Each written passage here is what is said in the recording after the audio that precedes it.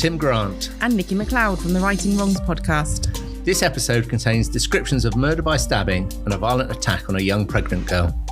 We'll explore themes related to conspiracy to murder, gang violence and knife crime, and there will be some swearing. Listener discretion is strongly advised, as some content may be distressing.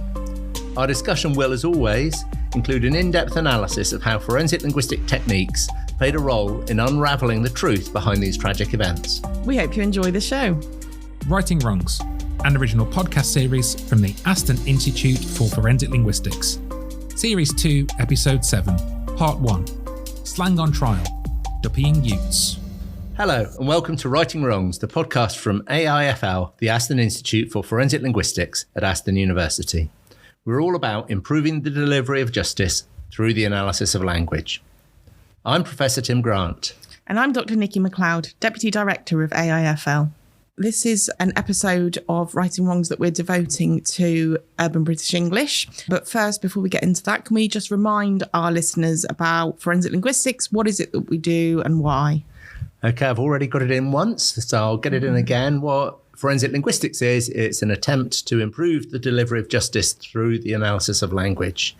And we do this through trying to improve the legal system, through individual cases, and in other ways. So in terms of the individual cases, sometimes the question is who or what sort of person wrote or said something. But sometimes the question is, what does this mean? And there are different sorts of meaning that we examine. So there's what we'd call the pragmatic meaning or the discursive meaning of a text. So does this particular utterance amount to a threat to harm? That's one sort of meaning there can be.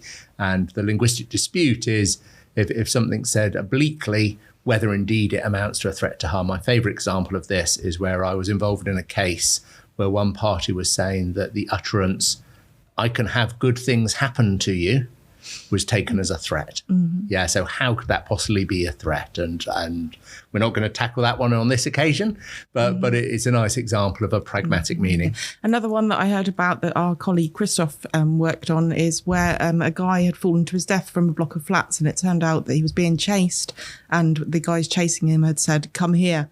Now, obviously, literally, the instruction to come here would not have led to him falling off the block of flats, but when we sort of look into what we associate with the phrase "come here," then we can kind of maybe cast a bit more light on what happened. Yes, and pragmatic meaning is always about context. So in the context of being chased and someone says, "Come here," it might be more threatening than if you see someone on a ledge and are worried about them and approach them gently and say, come here. So that's what pragmatic meaning is, the difference in terms of the context of its use.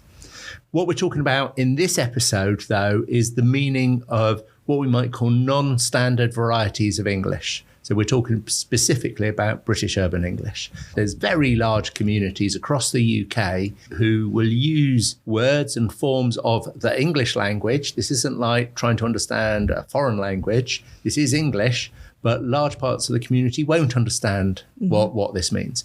So it's meaning in this sense. What's the meaning of these non-standard varieties of English? So when you say varieties, what do you mean? Like people might be familiar with terms like dialect and accent and language, but the term varieties is perhaps not quite so clear. So what do we mean? Every language has different varieties within it, and we're talking about English in this case. Now, you've used accent and dialect. So accent will be how you express a vowel sound. So the big divide, the north-south divide in English is the length of the vowel sounds, particularly maybe the A vowel. So you're from Dorset, so you do particularly long past, yes? And if someone was from the north, it might be past. Yeah. So it's quite often referred to as the Bath love line, isn't it? That separates north and south. So it's either Bath or Bath, and it's either love or love. That's right. But, I mean, the West Country is kind of a rule unto itself. And there are different regions with different accents across the United Kingdom and across the English-speaking world. So that's what an accent is. A dialect is where people have different words for different things. So we talk about dialect items. So there's lots of different topics you could pick, but a nice one to pick is cooking and bread. So do you have your sandwich in a bread roll? Do you have it in a bread cake? Do you have it in a bap? And there's many, many others. Balm, cob, stotty. All of these, yeah. And they're all just very local words for the same thing, for a bread roll. I'm from Hampshire, so I say bread roll. Bread roll. Yeah, okay. So that's accent and dialect. Yeah. Now, when we said a sub-variety of a language is usually a combination of accent and dialect, and it can also involve, or the reason why you get a collection of features is because there's usually some social coherence involved in that community. So in our case, we're talking about British urban English. We might dispute that label in a minute, but it's a variety associated. So some people might refer to it as street slang. Mm-hmm. So it might be strongly associated with, say, young Black Britons from London, maybe more particularly the east of London. And that might be a core community. But in fact, what linguistic research has shown is it's not restricted to London. No, it's all spread. over the UK. And it's not particularly urban anymore either. And neither is it particularly ethnically determined.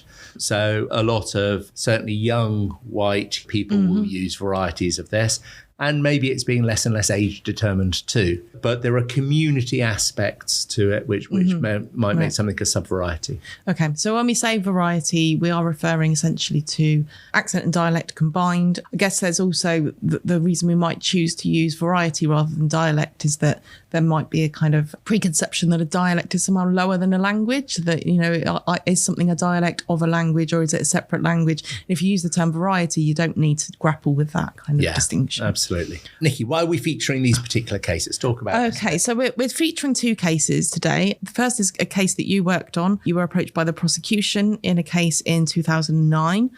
And in that case, and you've published on it as well subsequently, and you provide something of a blueprint really for how we might approach these particular types of cases. And it's, you know, sort of you set out sort of certain methods that we can use for determining meaning in these non-standard varieties, determining the meaning of words and of phrases and so on. So that first case that we're going to talk about centres on this specific variety of English, which, as we've said, well, sociolinguists have labelled urban. I'm going to put the urban bit in brackets because, as you said, it has spread beyond. But for our purposes today, Urban British English, or UBE, has been labelled in the past MLE, Multicultural London English, but of course has spread way beyond London now. Non-specialists, you've mentioned street slang. I think other people, I've heard it being referred to as patois. Yes. So patois is a technical term in linguistics, which means something entirely different. So us linguists, we don't like to use that to refer to these sub-varieties. Yeah, it's not technically accurate, but it might be something that people are more familiar with as a label that's often applied to this variety. So this was in a conspiracy to murder case, and that's the first case that we're going to hear about. Later on, after we've discussed that case in depth, we will move on to case 2, which was one of mine, and this was from 2021. I used a very similar method, just sort of copied your method essentially, for determining meaning. And again, it was Urban British English that we're dealing with here. This time it was telephone calls. So in your case, it was instant messaging, online instant messaging. In my case, it was telephone calls between suspects in a murder case.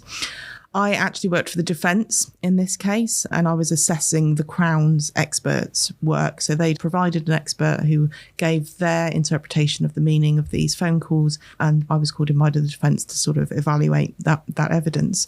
So we will get a bit into a kind of discussion around expertise in the courtroom, what counts as expertise and so on. So it's going to be a bit of a kind of showcase of the work that we do for both sides, for prosecution and defence. Of course, we take on both. We're also going to touch on issues around this variety in particular and its relationship with particular musical genres. Yep. I know in your case, first case that we're going to talk about, the suspects were producers of grime music. That was the musical genre they were associated with at that time back in 2009. For mine, it was drill. So things have kind of evolved a little bit, and the genre of choice for sectors of that community is now drill music. There's this general trend that's quite worrying that's been emerging of lyrics being submitted as prosecution evidence in trials for violent crimes, often when the lyrics have nothing to do with the crime in question, that they may have been written a long time before anything actually happened and are taken completely out of context, essentially. And it throws up a lot of interesting questions, really, about equity before the law for particular communities. As we said, we're talking almost invariably about young, inner city, working class, black and mixed race men and boys. And so kind of it throws up some interesting questions around their experiences within the legal system. And we'll touch on a number of big kind of initiatives, Art Not Evidence, prosecuting rap, that are working towards sort of disallowing that particular type of evidence. And it's tangentially connected to the evidence that we've provided. Yes, absolutely. And I guess as forensic linguists, the question will arise, and indeed has arisen for both of us, I believe, as to whether you would work on a prosecution case that involved these drill music lyrics. And so there's ethics questions sort of at the heart of this as well. And I think the other aspect of this, which is interesting, is that participation in producing these cultural artifacts, which is what I'm going to call them. You know, the one campaign is called Art Not Evidence. That's how I see them. Has been used by in some prosecution cases as evidence of joint enterprise. That's right. And this is a way of associating individuals with a crime, a murder, say. And of course, that's exactly the area of law that came to play in the Derek Bentley case that we've discussed earlier in this series. This is a very current version of the same. Okay, so we've started to touch upon it there, specifically how these cases fit into our overall mission, which we've said is improving the delivery of justice through the analysis of language. How do these types of case fall into that mission? The whole of my career as an academic and as an expert witness has been about rigour of method. Back in the day, whenever that was, there's this idea of an expert standing up and saying, I know something, I'm going to tell you, the jury it. And that's sometimes referred to with the Latin phrase, ipsi dixit expertise. Because I say so, because I say so, expertise, I claim it, it's mine. That leads to a battle of experts where one side will say, my expert's more expert than yours. Yeah, so that's really unsatisfactory in the legal process. And very unhelpful for the jury. Very unhelpful for the jury. It's almost like they have to do an evaluation of the expert, not of the evidence. Exactly. Okay. So in whatever area of analysis or indeed forensic science, there has been a move over the last 20, 30 years towards developing and refining robust methods, provable methods for tackling forensic questions.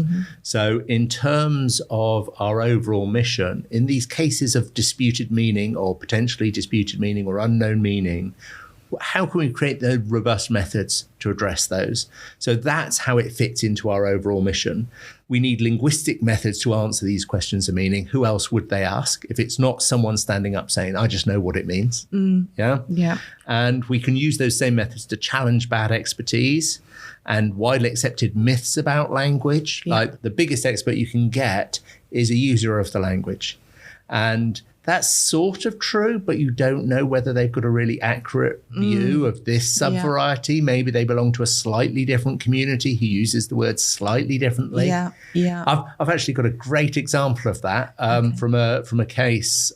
It was a UBE case and it was a drugs case. It was involved 2 drug dealing gangs and there'd been a death. And there was a situation where there was a sort of low-rise development and just to the side of it, a tower block. And there were 2 controlling groups who were dealing in drugs in those 2 environments. And they both used the term, that's plague.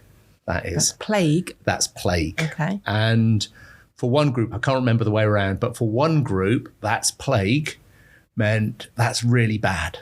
And for the other group, that meant that's really good. So you get this complete oppositional language. Now we get, way back to, I don't know, Michael Jackson, it's bad, meaning it's good. That you get this oppositional language, which is about constructing your identity against others as well as within your group. But I've never seen it as extremely as that. So literally sort of neighbouring areas. Neighbouring buildings. Neighbouring buildings, yeah.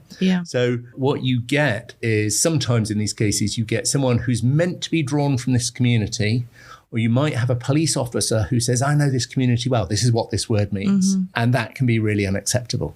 So what's the method? That's the heart of a rigorous academic exercise that forensic linguistics can and should be. And we've talked about how native speakers' intuitions about a language are often way off, and that actually they've got completely inaccurate ideas about the way that they themselves use language and a way about how language is used in general. And so this is a version of that taken into the courtroom. Yeah. This is why we need academics and linguists. And also then you've already mentioned these campaigns. So they're campaigns led by criminologists and barristers and lawyers, mostly for the defence. And the two biggest ones that I'm aware of is a campaign called Prosecuting Rap and a campaign called Art Not Evidence, which you've been involved in, which we'll talk about in a bit.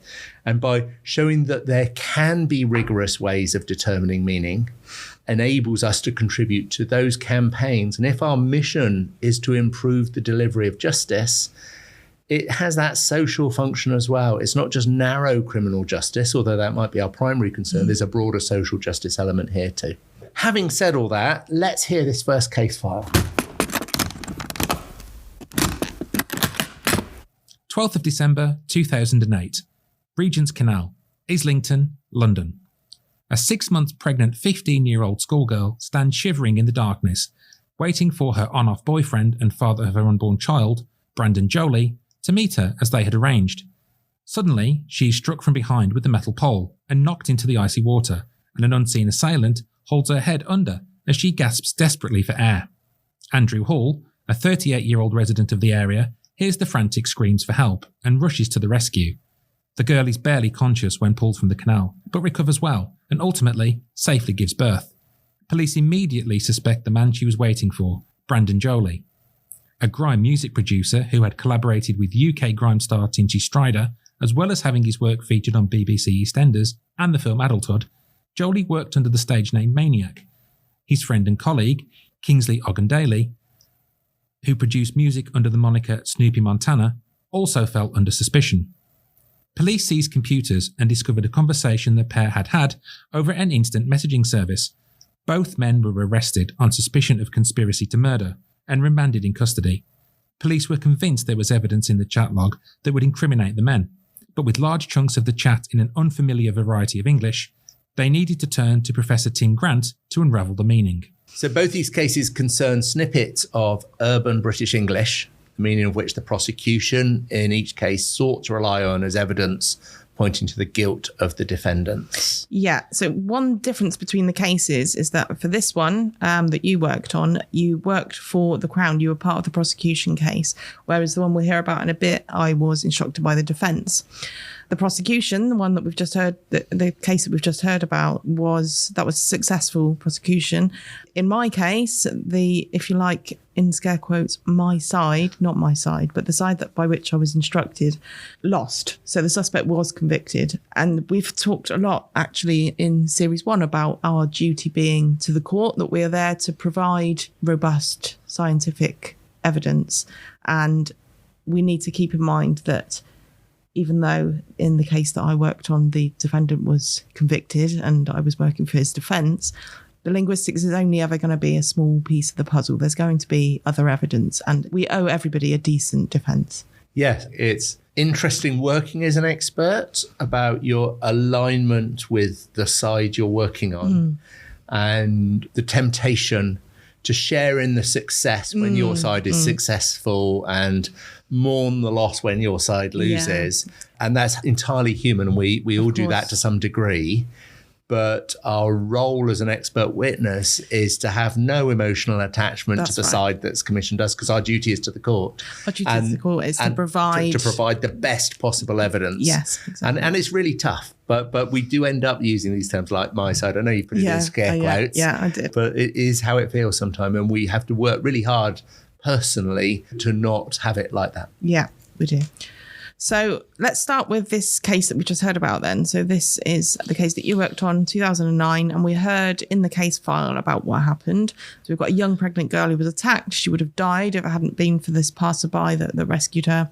So tell us about Maniac and Snoopy Montana. Both were grime music producers.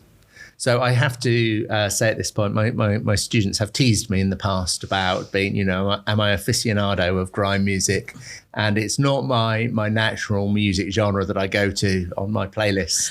Although, oddly enough, so the next case we're going to talk about is there were various references there to drill music, which is, I guess, the sort of descendant of grime. And we do have a researcher in the Institute who's a huge fan of drill music. So Zoe Adams, who's absolutely obsessed with drill. And very recently, I've involved her in a case of this sort, but we can't talk about that because that's still pending. So grime then, this is where I sound like an anthropologist from the 1950s, is a variety of music developed from hip hop and dancehall in the early 2000s. You've got fast tempo, lyrics often around gritty sort of depictions of urban life. If you're not part of the community, you might bundle them all together and say it's a kind of rap. But there's, as with any musical genres, there's divisions and subdivisions within it, and it's quite specific, the distinction, say, between grime and drill. It's about the beats per minute and the sort of the arrangement and so on. Yeah. And both of these had some success with their music. So you've already mentioned that Maniac had worked with Wiley and Nicci Strider, and his music had featured in the film Adulthood and some adverts, and even in EastEnders and so on. So this is great. This is someone breaking through, building their career, and in fact continued producing music after his release from prison in 2015. Sort of moved to drill music, which supports that idea that drill's a natural evolution of the musical style. Snoopy Montana was less commercially successful, but still fairly well known within these communities. You found, I think, in your research, posting on Reddit from 2021. Yeah, saying, when is Snoopy getting out? So clearly there is a fan base out there. Waiting for him. Again, a group looking for his music, or maybe simply looking forward to him coming out of prison. Yeah. And so what the situation was, you've heard about this attack on the side of the Regent Canal in London. And the young woman explained their situation to the police about the boyfriend, and that was Maniac, Brandon Jolie. He was resident in Luton, but she was there to meet him. He'd asked to meet up. And she had told him that she was pregnant. And he wanted her to have an abortion, and she wanted to keep the child, the baby. So it was to have that discussion, as far as I'm aware. After the attack, the police first went to interview and eventually served a warrant and seized Jolie's computers.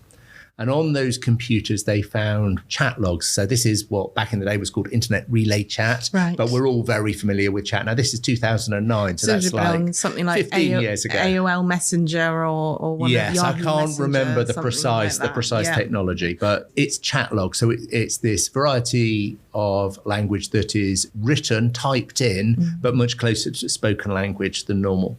Because it's sort of synchronous, isn't it? As in it's in real time. That's right. Yeah.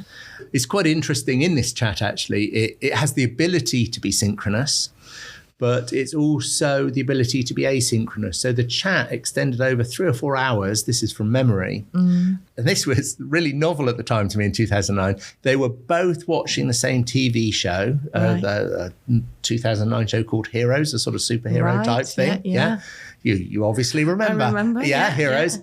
And so some of the chat was about what was going on the screen. And then there'd be periods of silence where they were absorbed. Watching it, And then the chat would start up again, and some of it was personal. So you've got to understand that broader context of the chat. And within it, Jolie, Maniac, was explaining the problem with the girlfriend and that he wanted her to have an abortion. And in that context, you get this internet chat log. There's 2 screen names. One is unpronounceable, but what you've got there is 2 brackets, and within the brackets, there's 2 single speech marks, and within the single speech marks, a full stop. So it looks like a sort of wow face. So it could be meant as an old-fashioned emoji made up of typed characters. Looks a bit like a face. And the other screen name is Snoops, which is Snoopy Montana, Kingsley Ogundele, and then :mixed. But you've got these screen names and you have the chat there. Yeah. And so let's just listen to this short section within this much longer chat, some of which is entirely innocent and innocuous.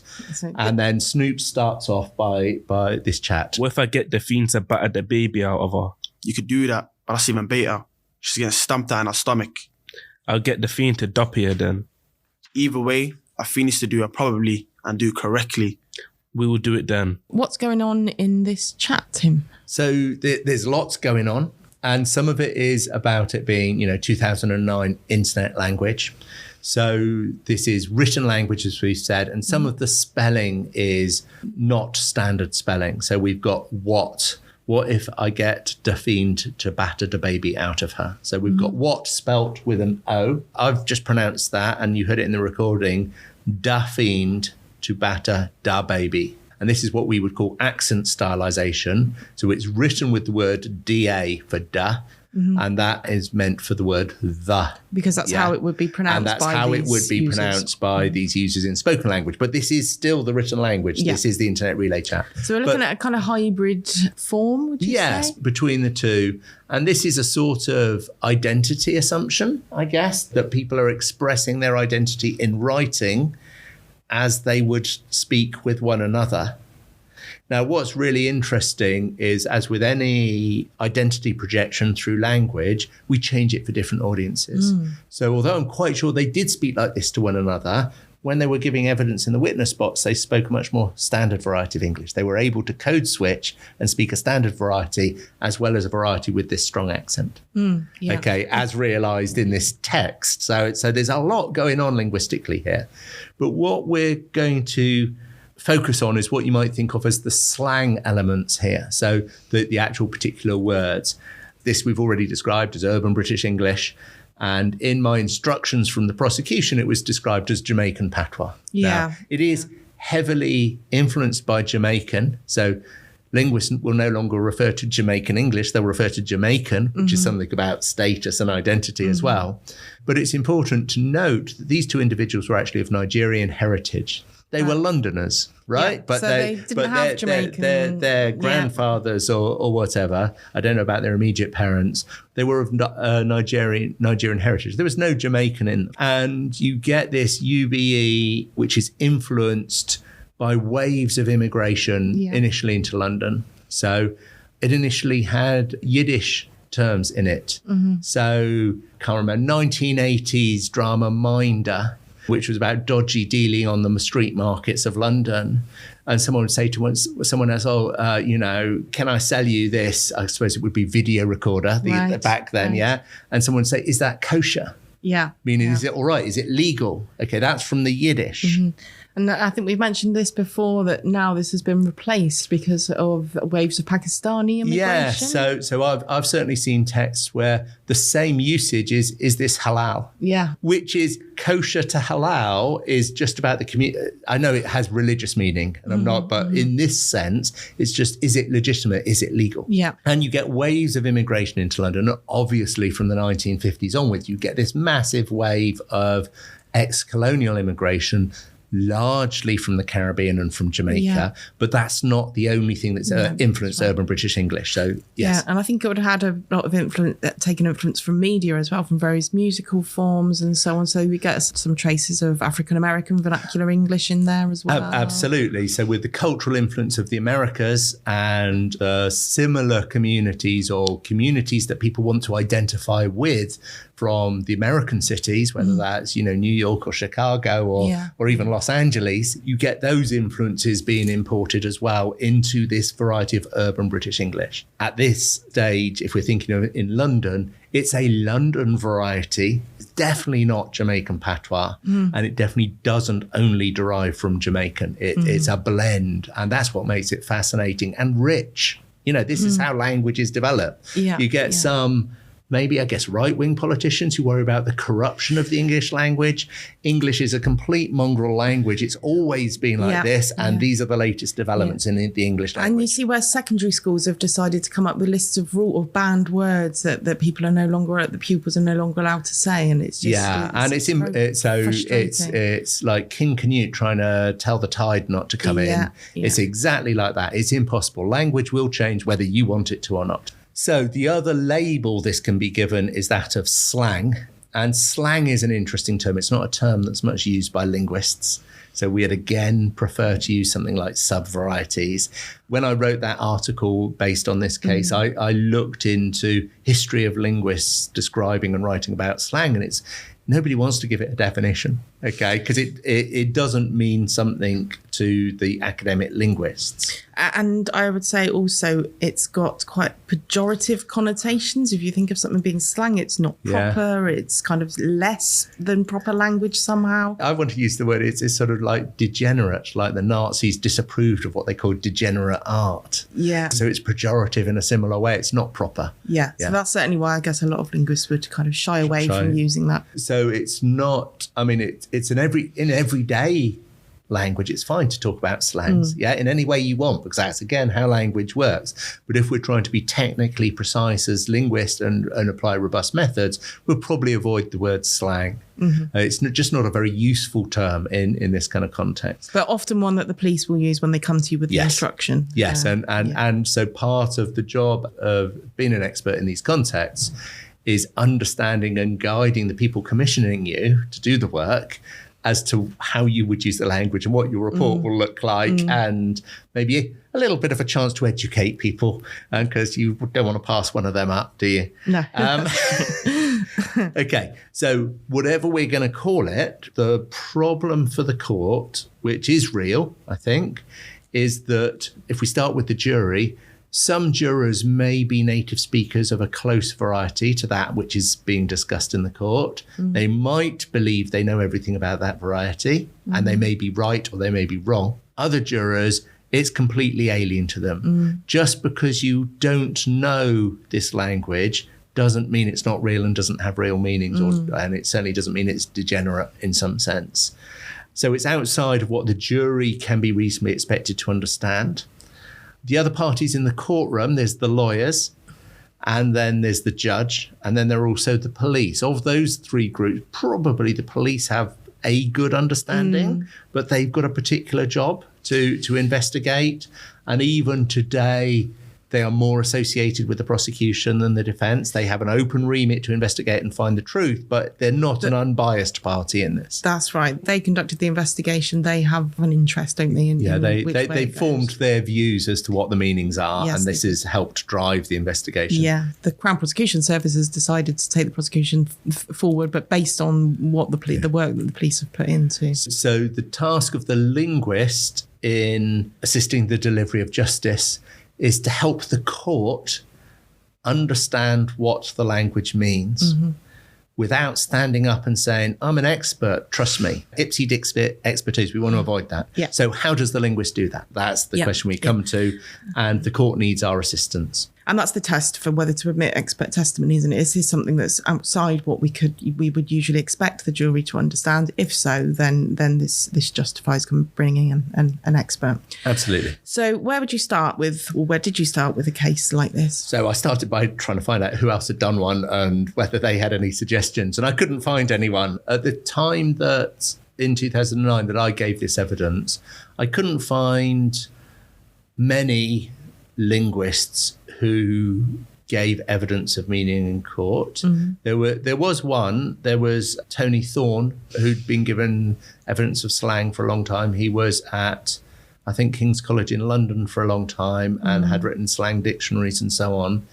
He would tend to provide this is what the word means type evidence, which I wanted to move away from. I knew I was trying to provide method rather than just the definition. Just the answer, And there's a great article by Larry Solan that we've mentioned this article before, actually, in last series, where Larry says the job is to be a tour guide, and he said a semantic tour guide. So you don't have to tell the jury what the words mean, but you have to show them how the meaning works and allow them to come to that determination. To their own decision, And that's what I wanted to do. So there was Larry Solan's article, and I figured out that you were somewhere between that tour guide and also a second language interpreter. If you have a Spanish-speaking witness and you're a Spanish language interpreter, nobody says, well, how do you know what the word cerveza means beer? You just know it. So that is Ipsy Dixit expertise. It is. Because I say so. But there's something different in these cases because these terms can be disputed and there can be fast changing meanings. And as I've already said, different communities can have different meanings. But I found no trace in the legal databases of a linguist, an academic or other linguist being called in England and Wales to testify about non-standard varieties or meanings prior to this case. So where do you start? You asked. You might start with a slang dictionary, and there are some excellent slang dictionaries, but these varieties can be fast changing and hyperlocal. And at that stage, the slang dictionaries that were reputable or had strong reputation were paper dictionaries. Green used. Yeah. So Jonathan Green is a fantastic person for resources on slang. He's a slang lexicographer, and he's got a free online website that we can put in the resources. Oh, right, yeah. And he also has timelines of slang. One mistake people make is that all slang terms are new. And in particular, if you look at things like sexual slang, some of them go way back to the 15th century, but might be completely unknown out of that community. So Jonathan Green's Dictionary of Slang, I think it's GDOS Online is the website, is a resource then. I still have on my shelf the last paper edition of that, which if you think of the Oxford English Dictionary, it's like a 3-volume version of that on what I think of as Bible thin paper, with tiny print. And it has, I think it is 10 pages of definitions of the meaning of the word bitch. Oh, wow. Yeah. So it is detailed to the nth degree, and it's fantastic. And I can spend hours lost reading it because I'm a sad nerd. One of our production team, Jordan, has just pointed out, they've just looked up on Green's Dictionary of Slang online, and the word of the week is jack. Jack. Okay. And the meaning of that given is of a military police officer. So that's quite appropriate to our episode here. And I think I know that because my dad was military, was in the British Navy. Maybe I'm thinking Jack meaning sailor, though. My dad was also in the British Navy. They say Jack speak for the language that MacLeod's use, don't they, for that yes, I think that might mean sailor more, but we won't get into the meaning of Jack. But anyway, it exists and it's online, and you can all go and have a play with it. So you might start with the slang dictionary. The difficulty with certainly the paper version is it current in time? And certainly back then, I had correspondence with Jonathan Green about this. He said he found it impossible to keep up with street slang. So it wasn't highly represented in his dictionary. And also for that paper dictionary, he had a citation policy that he needed written down somewhere so you can provide a first citation, just like they do in the OED. So it's harder with slang. I think his policy's changed a bit for the online dictionary, but you can see the difficulties of being a slang lexicographer. Keep up. So and also the hyperlocal thing, that meanings can be hyperlocal. A standard dictionary won't pick these up. Yeah. So you might start with these slang dictionaries, but for all these issues that you've discussed, there are certain problems with that. So what other methods do we have at our disposal for investigating? So everyone has heard of Urban Dictionary, yes, right? And this is fun and it's tricky and interesting. Should we be taking definitions from Urban Dictionary into the courtroom? What do you think, Nicci? Well, I think they have their place. I don't think it's completely ridiculous. Anyone can write anything they want on Urban Dictionary. You can look up your own name and someone will have written something hilarious about your characteristics. When I looked up Nicci, it said a girl from Devon who is always found at the bar drinking cider, which I'm from Dorset. I'm from Dorset, but apart from that, that's 2 out of 3 are correct, really, aren't they? Yeah.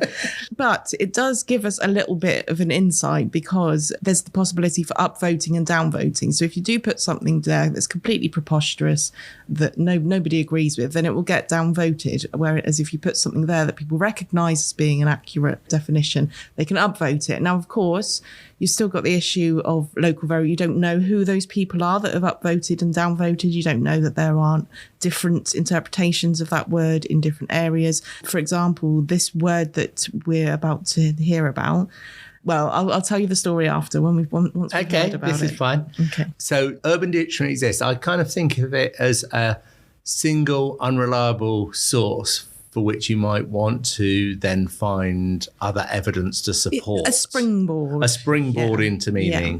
Yeah. So if we go back to our conversation, our internet relay chat conversation, there's this term from Maniac, from Brandon Jolie. You could do that, but that is even beta. So this is the word we're going to look at, the adjective beta. Something can be beta or described as being bait.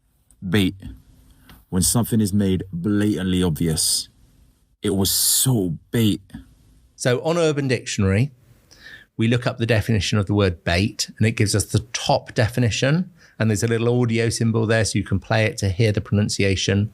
And then just as with the Oxford English Dictionary or something similar, you have the meanings explained. So first you have a definition of what lexicographers, dictionary makers would call the sense of a word. And a word may have many senses. Like I said, for the word bitch, I don't know how many there were, but there were tens of senses of ways the word bitch was used in Green's Dictionary of Slang. In this case, the definition is when something is made blatantly obvious. So something is bait when it is made blatantly obvious. Okay. And then you have an example of its usage. Now, in the OED, that will be taken as a real citation from a text, and you'll get a date with it. In something like Urban Dictionary, we don't know whether the person made this up or whether they've collected it. In all likelihood, they've made it up. Yeah. Like they're giving you an example of the word in use. It was so bait that it was you who stole my phone.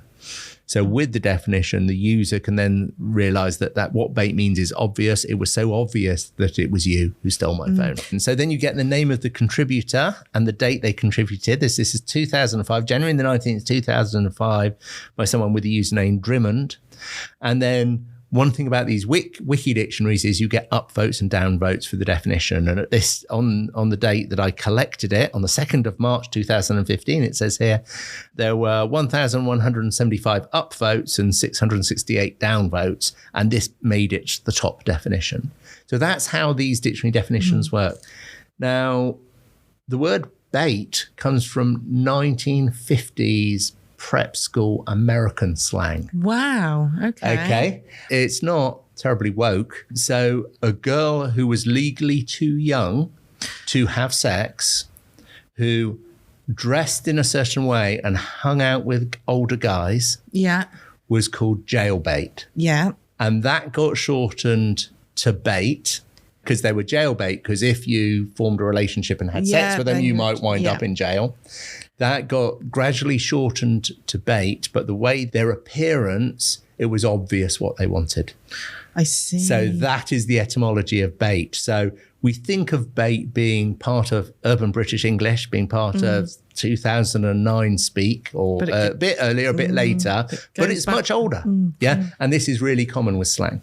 So we might, as you say, we might use Urban Dictionary as something of a starting point. Anyone can write anything. We don't know where they come from. This is the point I was going to make earlier, actually. Though I lived in the northeast for a while, and up there, bait is it's like your lunchbox. Like if you packed your bait. That. Yeah. So I don't know if any of these downvotes might be Geordies that are saying like this is absolutely this isn't what this means.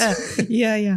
Okay, so we might use that as a starting point. But yes, of course, we've got all those issues with it. So what else might we use? So we've talked about formal dictionaries. The amount of work that would have gone into Green's Dictionary of Slang is enormous. It's academic, it's rigorous. We have Urban Dictionary and the like. And then as a caseworker, a linguistic caseworker, you can become your own lexicographer. And what this means is you build a corpus that's relevant to the case. Now, a corpus, we've said before, is a database of language. And in this case, what I wanted was to build a specialized Grime community corpus. Yeah. So where do you go to get one of them? Well, fortunately for me, someone had invented the internet. And back in 2009, when I was doing this work, there was, and there still exists, an online forum for devotees of Grime music called Grime Music Forum. Okay. So how we phrase this is that we scrape it. So I downloaded all the conversation from that forum into my language analysis software, my Corpus Tools software. I think I used Wordsmith Tools, which was the preferred software at the time. It's now we might well use other things. And what I can do is create what's called a keyword in context list. So this puts the term and it shows you the context of the use of that term either side. Okay, also known as concordance lines. And it's one of the initial exploratory methods about word meaning that you would use in corpus linguistics. So let's go back to our conversation that we started with. And we have this line from Snoopy Montana.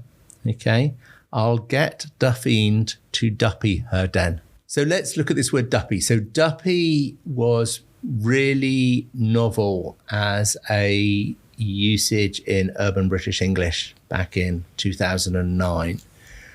It didn't actually appear in Urban Dictionary, which is where you might expect it to appear first. My research did show that it was genuinely part of Jamaican. And when I looked at my grime music corpus, I found reference to that. So I did a concordance line, my keyword in context line, and I found just 4 hits.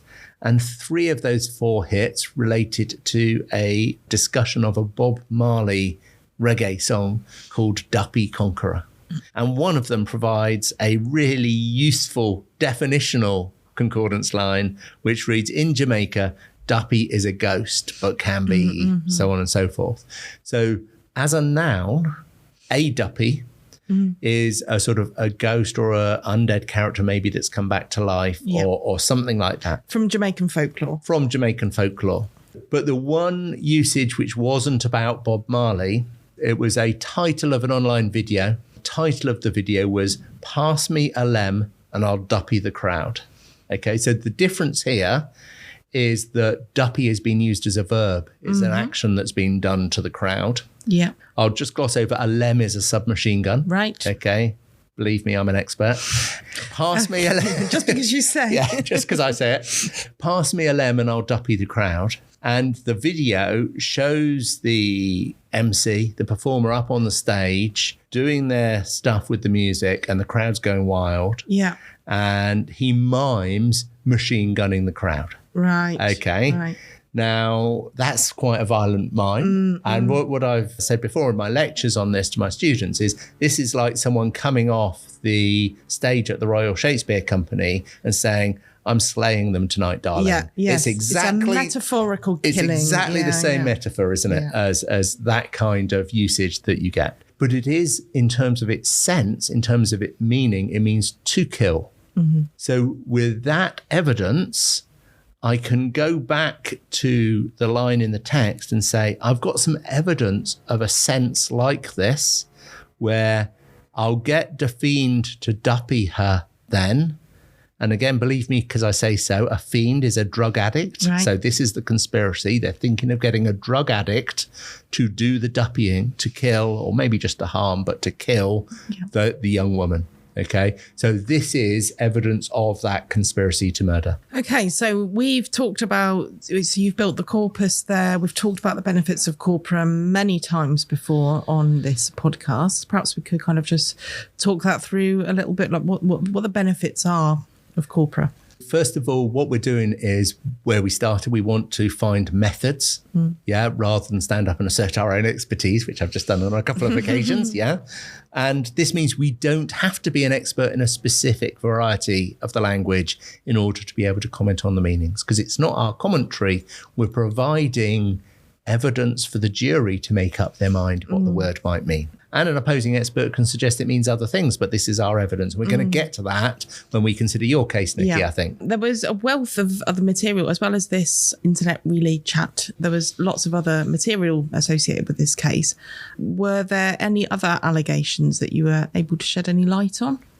Yes, there was a phone call. The situation by this stage in the investigation is Snoopy Montana was on remand. That means he's been held in prison essentially because he's considered dangerous, but he's not yet been convicted. As was Brandon Jolie. They were being held in different institutions. Word got back to Snoopy Montana that Brandon Jolie had decided to plead guilty. And this incriminates Kingsley Ogundale, Snoopy Montana. So what Snoopy decides to do is get a message back to Maniac that he shouldn't plead guilty or something bad's going to happen to him. And he does this through a phone call from prison. Now, Snoopy probably believes he's been recorded, and so he wants to do this a little bit obliquely. I think this is an attempt to use slang as language disguise. Okay. Mostly it's not. And we can hear some of that audio now. Can you go on this recording? Are you listening? Go on. Don't know who it is, Snoopy fucking Montana up in the HMP, thought YOI, don't know. Man's got shit on smash, no one can chat shit, slap man in the face with wet boxes, it's nothing. I let them know what's happening, Noops, because they're not too sure. Roughly, not everything, but get me. I don't know, man. Man's just innit? I don't know how to bore up one Ute quickly. That's straight. No one wants to talk shit after that. Yeah, so first of all, it starts with, and you can hear Snoopy laughing, and he's laughing at someone passing by in the corridor or something like that. And he says to the person he's talking to, don't know who it is, yeah. And then he says something like, this is Snoopy fucking Montana up in the HMP Feltham, YOI, Young Offender Institution, yeah. Man's got, and then it's a bit muffled, but something like shit on smash. No one can chat shit. Slap man in the face with wet boxers is nothing. This is sort of all just talk, but it might be important that no one can talk shit. No one can chat shit. And then the response comes, all right, let them know what's happening, noobs, because they're not too sure. Roughly, not everything, but you get me. So this is saying, let them know what's happening. Who are the them? And that will become important. I'll explain that in a minute. Almost saying like, don't be too specific, but give us an idea. That's right. Yeah. And the response to that is, I don't know, man. Man's just hit in it. Okay, so he's clearly been a bit cautious. And then he comes out with this line, I don't know, I'd just bore that one Ute quickly. So I'll say that again. I'd just bore that one Ute quickly. And the person at the other end of the phone laughs in response to this. And then Snoopy says, no one wants to talk shit after that. So the key term in this is this, I'd just bore that one Ute quickly. And it's a bit of a longer phone call. We've taken an excerpt out of it, but that's what's said. And it's what that middle term means. What is it to bore that one Ute? So a Ute is a youth. So I'd just bore that one Ute quickly then. Now, the purpose of this phone call was that the person he was speaking to was meant to have made a recording, and they did this, and they put it up on their MySpace page. And MySpace was... We will have to explain MySpace we'll have to explain for the MySpace. benefit of most people. Old people like you and I, Nicci, Yeah, we sorry. know MySpace, yeah. So MySpace was an early social media forum, and I think it got killed by Facebook or other alternatives anyway. Yeah, it did. And you could sort of share pictures. You could have slideshows on there, and it could play a tune when you open someone's profile. And it was one a very early attempt at kind of social networking. So that's what MySpace is. And so the interactant with Snoopy Montana takes the MP3 file, takes the recording of that phone call, which Snoopy knows it's been recorded, puts it up on MySpace. And the idea is that putting it on social media, it will filter back to Maniac in the other prison. This term, I will bore that one Ute quickly, will filter back to him, and he will know that Snoopy's really unhappy that he's about to plead guilty to the offence. And because it's social media, you then get comments on it. So let's just listen to some of these comments. I love some of this stuff because the first commentator is Barack Obama. That's the screen name. Nobody's accusing the ex-president of the United States of actually saying this. But what is said is, lock this thread, delete that audio. Man's hotting himself up and it on the internet. WTF, what the fuck? You lot on commenting on his status in jail. Swear down, you lot are funny. Close this. So what Barack Obama is saying here, this is incriminating. This MP3, this audio is incriminating. And it's incriminating to Snoopy Montana. So they're saying there's something wrong with this. The next person comes in. This is a representative who says, Snoopy obviously said it's cool, so I don't know why you have to come through like Wonder Woman. So there you go. And then we get someone called SE15, which is a Southeast London postcode. So maybe that's relevant, maybe it's not. And they say, lol, you're a fucking waste man. This is the internet, cuz. Snoopy obviously wanted this shit to flood the internet. So these are responses to Barack Obama, who's saying, take this down. It's incriminating. These people are saying, no, leave it up. He wants it. He's done it on purpose. He's done it on purpose. Yeah. The next interactant, I'm not going to read their screen name because it's sort of unreadable, said Snoopy knew he was being recorded. And then you actually get a final interactant quoting the key quote. I just bore up one Ute quickly, and then LMFAO, laughing my fucking ass off. So you've got them drawing attention to this conversational turn and saying it's incriminating. On whichever side you're on of the debate, whether it should stay up or be pulled down, they know it's incriminating. So all the comments, as you say, it doesn't matter which way you come down on it. You've either got people saying this is dangerous, it shouldn't be up because this is incriminating, or you've got people saying yes, it's incriminating, but he's done this on purpose. He's trying to send a message to someone. Either way, we know that what we're looking at is incriminating content. So they reveal something about how this community views the nature of what's said in the phone call.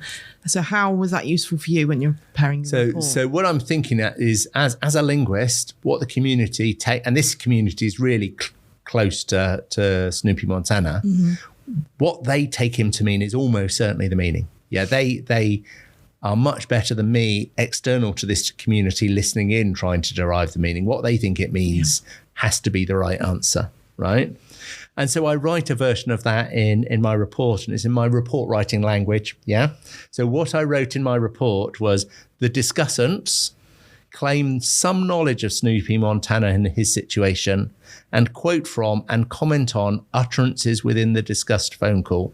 This commentary of their understanding of the phone call, its meanings and implications, may not provide the only possible interpretation of that call, but given the appearances that the group is socially close to Montana, it is entirely credible that their understanding is accurate.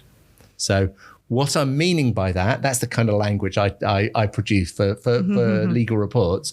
What I'm meaning by that is, these people have the privileged understanding.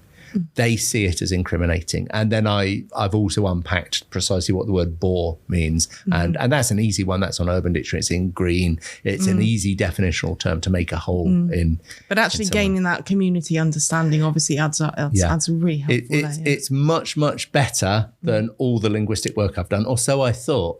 But what actually happened in this case is that was the one bit of evidence that was declared to be inadmissible by the judge, because he said it was hearsay. He said that if by declaring that to be hearsay and so inadmissible, my best evidence as a linguist wasn't admitted in court, because what the judge was saying was I'd have had to get Barack Obama in court to say, this is what I said, this is why I said it. It's me interpreting what someone else has said, and that's not allowed under the rules of admissibility. I think that's a really intriguing ruling, and it might have been something to do with case management, that the judge felt that he didn't need the risk of it being declared hearsay at appeal or something like that. But it's a really interesting idea. And so best linguistic evidence, inadmissible in court. And that's part of the fun of being a forensic linguist. You can do all the academic work, and then it runs up into legal rules. And so as far as the judge is concerned, what would be the best linguistic evidence? Would it be the dictionaries? It's probably me standing there saying, I know this. I know this, right. Okay. Maybe not so much today, but it's hard to say. Yeah. I think that's a great note to end the first part on. A fascinating case. So we do need to go into a second part, which is a wonderful idea from our production team there. So we'll go into part 2, which will be about my case for 2021.